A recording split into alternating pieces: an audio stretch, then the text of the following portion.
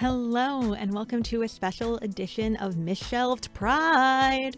I'm your host, Nicole Brinkley, and yes, though we are on hiatus between season 1 and 2, I couldn't help but throw my plans to get ahead out the window in favor of a couple special Pride episodes.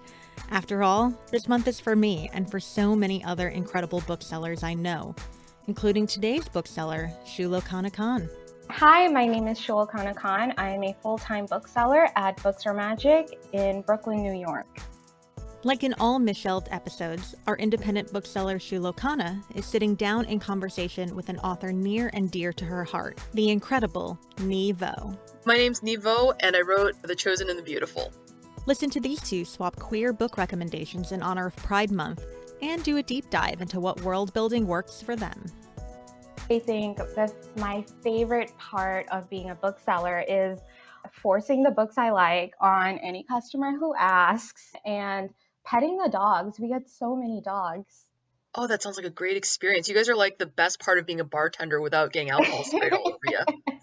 I'd say so. So I actually had a couple of things I guess I wanted to ask about, but let me just dive right into it. I loved The Empress of Salt and Fortune. Oh, I'm so glad. The holiday season was rough, and a coworker came up to me and handed me a copy of Empress and said, I was like, I'm just about to pack it for a customer, but I wanted you to take a look at it because I know you love fantasy and queer fantasy. That looks like it slaps. Let me make a note. I acquired it. I read it in a day.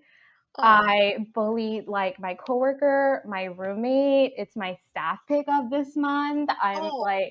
I'm so obsessed with it. And I read The Chosen and the Beautiful, and it's beautiful. I think The Empress of Salt and Fortune, I read it, and it was difficult for me to describe how I felt after I finished it, but I teared up a little bit. My coworker who read it with me, she fully cried. So just so you know, I really, really love your work, and I'm so excited for The Chosen and the Beautiful to launch. I'm so glad you enjoyed it. It launched at the very beginning of the national lockdown, or Empress did, and it was just, I'm like, so what's going to happen now? No one knows. So just sort of sending into the void like a little piece of myself. I'm like, good luck, kiddo. Have a good time out there. It's a terrible world. Have a good time. That's actually one of the things I wanted to ask you about. Is this is your first novella, right? The Empress of Salt and Fortune, It and is. yeah, and it came out March 24th, right as we went into lockdown. What was that like? And a year into the pandemic, how does it feel launching The Chosen and the Beautiful? Like what's changed, I guess, in the marketing of it? Well, on a personal level, it's been sort of humbling and very strange to realize that my entire traditional publishing career has been during a time of national panic and pandemic. And I have no idea what it's going to be like having a career, or hopefully having a career after that. I mostly joke with my editor and my agent that, unfortunately, because I was not actually socialized with booksellers and fans at any point so far, I'm now feral, and it's like a barn cat. You can't have me in public. You can't touch me too much. She's supposed to sign books, but she's under the table. So there's that feeling, of course. But it's been incredibly humbling with Empress, especially. One of the things I kept seeing over and over again was that because of both the size and the density, it helped people get out of reading slumps. And I have never heard a more flattering or more humbling thing in my life than the idea that something that I wrote and something that I do love and something that I do care about managed to help people get back to a love of reading. And that's been incredible. Chosen was actually finished on the last day of summer of 2019, actually. There were a lot of expectations for me, both, because this was a book that my agent was very happy to have me write. It was a book that Tor was very happy to have me write. We had a lot of expectations about the world that Chosen might be coming out into, and this is not that world. So we're all kind of making it up as we go along, and I think we're having a good time with it. And this summer ought to be very interesting to see how everything turns out. I have such high hopes for Chosen. So, seeing that this is like the queer book rec kind of themed podcast, I'm really excited to know a couple of things. What books did you read in your formative years that kind of inspired you when you were writing Chosen and the Beautiful and Empress? And is there anything really great. Any great queer books that you've read recently that you would like to recommend to me? Oh, sure. Let's see. When it comes to formative books that eventually led me to becoming the terrible little monster that I am these days, Neil Gaiman, for example, is absolutely part of my literary DNA. Angela Carter, especially in her Wise Children mode or her Nights at the Circus mode, that's part of writers that sort of contribute to the way I write and the way I look at stories. Let's see, more recently, I've gotten into Mian Yang, who wrote The Black Tides of Fortune, and yeah, Yes. which is fantastic. Elliot de Bedard, who last year released Fireheart Tiger, which I'm convinced is going to be a classic. That one's going to stick with people, I'm pretty sure. And honestly, all of Elliot de Bedard's stuff, like The Dominion of the Fallen, which is just, that's the one that I keep trying to push people. Like, if you were talking like bullying our friends to read, that's the big one for me. I'm like, look, there is so much gothic drama. It is just dripping with glamour and style and fallen angels and colonialism and gender and sexuality, and I don't know what else you would want. I mean, what else do you want from me or from anyone? This is great. Just be here, start here. Have you heard of The Hazards of Love by Stan Stanley? I haven't. Oh my god. So Stan Stanley she started out as, I believe, as a webcomic artist, and I've been following her stuff for the better part of my adult life.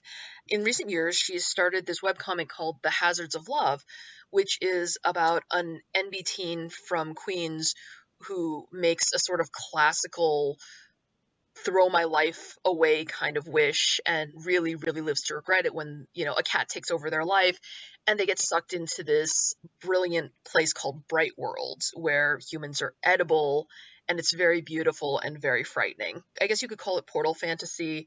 I feel like it's a novel that really could only be written by a late millennial. You're standing on that separation of, a sort of Gen Zers horror and millennial hope. Mm-hmm.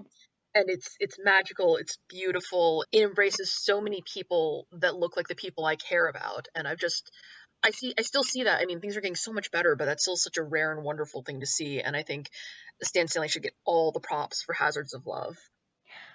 And I think about this, or have been thinking about this for the past few months. There's so much by way of queer literature now. And I don't know if I'm like making up the fact that like I just didn't have as many options like even a decade ago. It's like it's really wild that we can kind of like talk about, and I'll say, narrow down, talk about queer SFF, and I can bring somebody to an entire case of books that we have at the store and just be like, here, like pick out anything. Like every other book is doing like some amazing work by way of like genre fiction and queer fiction. Mm-hmm. No, I remember when, I was a teenager in the 90s, and I Mm-hmm. remember standing in the aisles at Barnes and Noble, and I remember I wasn't even mad. I was thinking, it seems like such a shame that the only narratives that Asian people or queer people can have are ones where we're grappling with our identity and trying to come to terms with it in, Mm-hmm. a modern setting. It's very, moral of the week sort of deal. And no, Mm-hmm. it has come a really long way in the last 20 years, and it's been incredible and wonderful and long overdue, frankly, but yeah. Yeah, because, at one point, that kind of struggling with your identity and just like grappling with all these miserable feelings gets really old because really the reality is that, I mean, how long does that angst last? Yeah, I think we've as a genre we've progressed from like it being like our problem, and now we want to make it everyone else's problem. Now Absolutely. my sexuality and my race, now it's your problem. Have a good time with that. This is something that I really love about Empress is that something that I've been looking for the past few years is just fantasy that's not Eurocentric. I can't tell you how tired I am of like the mystical land of this is England. This is Renaissance England, except for the fact where this is maybe Viking Norway, maybe, and yeah, I know that one. Mystical, scary, brown people come. Is this Muslims? It's like it gets really tiring, and I love when they have East Asian people in, and they're like the mystical and wise ones. Or, if you get them a little spicy, they're barbarians. Or when you read Tolkien, it's like, I guess we're the Easterlings. Am I an orc? Am I an Easterling? You find that representation where you can, and then you just kind of build out from there. Eurocentric fantasy novels, it gets really boring really quick. I think when I was in workshops, because I graduated with a degree in creative writing, something that always just got under my skin is when professors or students would ask somebody who was not white or came from, not a European culture to explain just every single non-Western detail. And not even That, just to explain it, but to defend it. yeah, I mean, Empress, so great because you don't go into like over explaining it at all. I'm not from an East Asian culture, but I didn't need to be because your world is so fully realized. You don't have to explain every single term that you've used or italicize non-English words that you've used at all so that I can like kind of clue myself in. It's entirely unnecessarily, and it's a trend that I've been seeing a lot in writers of color, and I love it so much. I feel so vindicated as a reader, as someone who has to sit through these awful workshops where, you would mention Dhaka and then they'd be like, well, you have to tell us where there is. I'm like, well, why can't you Google it? Why can't you Google? Why can't you just understand? Hey, I put a word there. You don't need to know exactly what's going on to get the whole book. Go back and Google later. But it's actually kind of interesting you bring that up because there's this book coming out that I'm incredibly excited for. It's called, have you heard of it? It's called When the Angels Left the Old Country by Sasha Lamb. Have you heard about this one yet? Oh, I have not, but I'm writing it down. Oh no, I saw it like in early previews, I think on Tumblr about 2 years ago. Mm. And it's about this devil and this angel who live in Eastern Europe, and they study the Torah together. They're Torah study partners. They hear America is where all the excitement is happening and people doing good and people doing evil, and they sort of start the immigration process in the I think it's the late 1800s to get to the United States. Mm-hmm.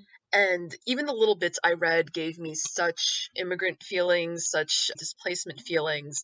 When I read the book, there was a lot of material I didn't understand. It's very much into Jewish history. Mm-hmm. And what I was reflecting as I, basically read the bits even that I had available with Wiki open, Mm-hmm. was what a privilege it was to sort of be offered this narrative that full of so many things that I had no experience with.